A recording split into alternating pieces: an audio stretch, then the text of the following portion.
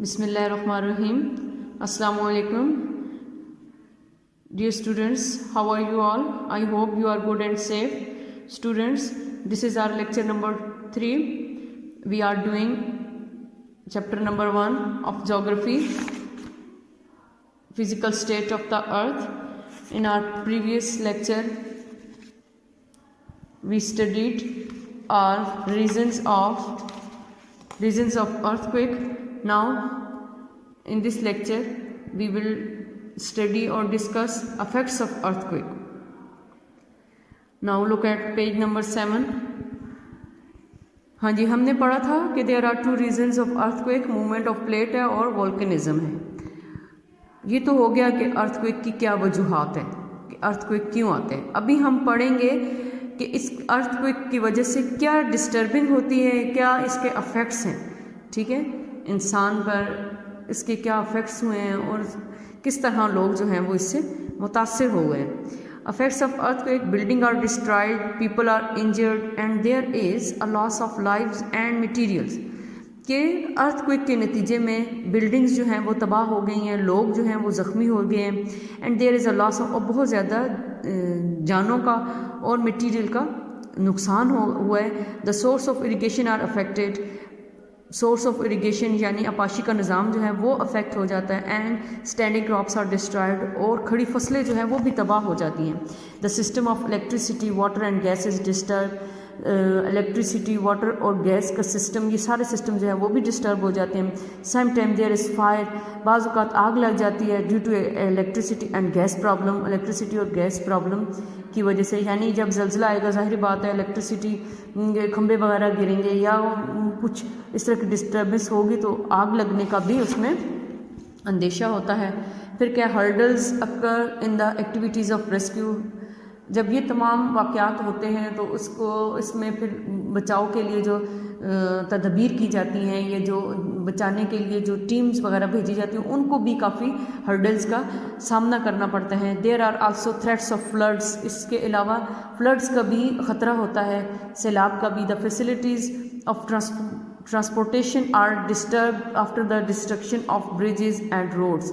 अब इमदाद वगैरह, मदद वगैरह या रेस्क्यू करने के लिए जो ट्रांसपोर्ट्स वगैरह इस्तेमाल की जाती हैं, या लोगों को जो डिस्टर्ब लोग होते हैं, अफेक्टीज होते हैं, उनको चीज़ें पहुंचाने तक अब क्या ट्रांसपोर्ट की ज़रूरत होती है। और अगर ब्रिज वगैरह, रोड वगैरह डिस्टर्ब हो, वो ख़त्म हो जाए, उसमें भी ये काफ़ी सारी डिफ़िकल्टीज़ जो है उनको भी देखना पड़ता है, वो भी फेस करनी पड़ती हैं, ठीक है। अब यहाँ तक हमने पढ़ा है, इधर तक हम एक्सरसाइज देखेंगे, ठीक है। यहाँ तक हम MCQs और उसके साथ जो रिलेटेड शॉर्ट क्वेश्चन आंसर हैं और लॉन्ग जो क्वेश्चन जहाँ तक हुए हम उनको देख लेंगे, ताकि आपके पास रिटन वर्क भी कुछ ना कुछ मौजूद हो और आप कोशिश करें कि उनको आप साथ साथ उसको याद करने की कोशिश करें, तब जाके आपका कुछ ना कुछ काम वगैरह जो है वो हो सकता है, ठीक है।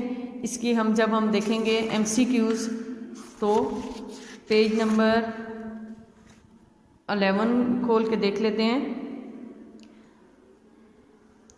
4 answers are given for every question. हर सवाल के लिए जो है मतलब 4 ऑप्शन दिए गए हैं। मार्क द करेक्ट आंसर, अभी आपने करेक्ट आंसर को मार्क करना है। The thickness of the external core of earth is, thickness कितनी है, 1250 किलोमीटर, 1950 किलोमीटर, 2050 किलोमीटर या 2250 किलोमीटर। इसका आंसर है 2250 किलोमीटर, यानी डी को आप कर दें। नेक्स्ट है 70% of volcanoes are found on the bed of the sea, in rivers, on dry land, on mountain. जी, the 70% of volcanoes are found on the bed of sea, in rivers, on dry land और on mountains. ये हमारा option A है, on the bed of sea, ठीक है। कहते हैं 70% volcanoes जो हैं वो ओशेनिक उसमें पाए जाते हैं, बेड ऑफ सी है यानी समंदर में होते हैं। The thickness of upper mantle is, upper mantle की थिकनेस कितनी है, 570, 670, 770 या 870। तो ये इसकी थिकनेस जो है वो 670 है। नंबर 4 है in 1985 volcanism took place in Andes mountains volcano Colombia and the loss of lives was about 30,000। 1985 में अर्थक्वेक आया था वॉल्केनिज्म, ठीक है, वॉल्केनिज्म माउंटेन में हुआ था, एंडीज माउंटेन में कोलंबिया के मुकाम पर, और यहाँ पे कितनी जिंदगियाँ जो हैं वो डिस्टर्ब हुई, 30,000। नेक्स्ट है the instrument to measure the intensity of earthquake is, हाँ जी, अर्थक्वेक को इंटेंसिटी को मेजर करने के लिए जो इंस्ट्रूमेंट यूज़ किया जाता है उसको सिस्मोग्राफ कहते हैं। हमारे पास ऑप्शन थी बैरोमीटर, हाइग्रोमीटर, थर्मोमीटर और या सिस्मोग्राफ, तो इसको हम सिस्मोग्राफ कहेंगे। ठीक है, आपने अपने कॉपी का एज़ यूजुअल आपको मालूम है कि हमारे पास 2 कॉपीज़ होती हैं, हिस्ट्री और जोग्राफ़ी। आपने जोग्राफ़ी की कॉपी को उस पर आपने लिखना है, पहले आपने टाइटल पेज बना लेना है, chapter number 1 physical state of the अर्थ, फिर ठीक है नेक्स्ट पेज से फिर आपने स्टार्ट करना है। इसमें ये आपने MCQs जो हैं वो अच्छे अच्छे करके लिखने हैं। सही हो गया, बिल्कुल नीट राइटिंग में लिखना है। फिर नेक्स्ट इसके हम शॉर्ट क्वेश्चन आंसर देख लेते हैं। 5 इसके शॉर्ट क्वेश्चन आंसर हैं। क्वेश्चन नंबर 1 है गिव रीजंस फॉर अर्थक्वेक, के अर्थक्वेक की वजूहात बयान करें। ये हमारे पास है causes of earthquake, the following are the 2 main causes of earthquake, movement of plates, volcanism. ठीक है, 2 हमने इसकी रीजंस पढ़ी थी, ये आपने अच्छा अच्छा करके अपनी कॉपी पे लिख लेना है।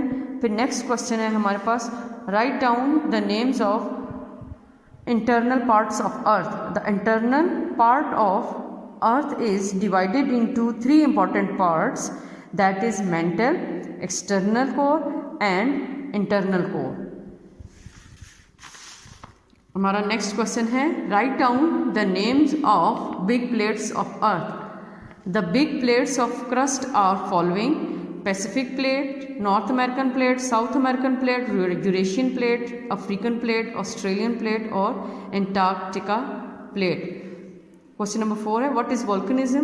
The eruption of a hot semi solid from the surface of the earth is known as volcanism. Volcanism क्या है? The eruption of a hot semi, lava इसको कहते हैं ना, volcano, eruption of a hot solid matter from the surface of earth is known as, ज़मीन की सतह से गर्म स्याल मादा जो है, काला स्याल मादा जो है वो ज़मीन के अंदर से जो निकलता है उसको हम वोल्केनिज्म कहते हैं। नेक्स्ट है question number 5 what is the meaning of ring of fire. Ring of fire का क्या मतलब है? The area all around Pacific plate is known as ring of fire, कि पैसिफिक प्लेट के गिर्द जितना भी इलाका है उसको हम रिंग ऑफ फायर कहते हैं। ठीक है, that's enough for this lecture. और आपने इनको MCQs ये जो हमने लिखे हैं और इसके साथ शॉर्ट क्वेश्चन आंसर जो हैं वो आपने अपनी नीट कॉपीज़ पे राइट डाउन करने हैं। एंडिंग लाइन लगानी है आपने पहले MCQs के बाद और फिर शॉर्ट क्वेश्चन आंसर करने के बाद। So students, this is our lecture number 3। आपने इसको साथ साथ याद भी करना है। अपना ख्याल रखिएगा। थैंक यू, अल्लाह हाफिज़।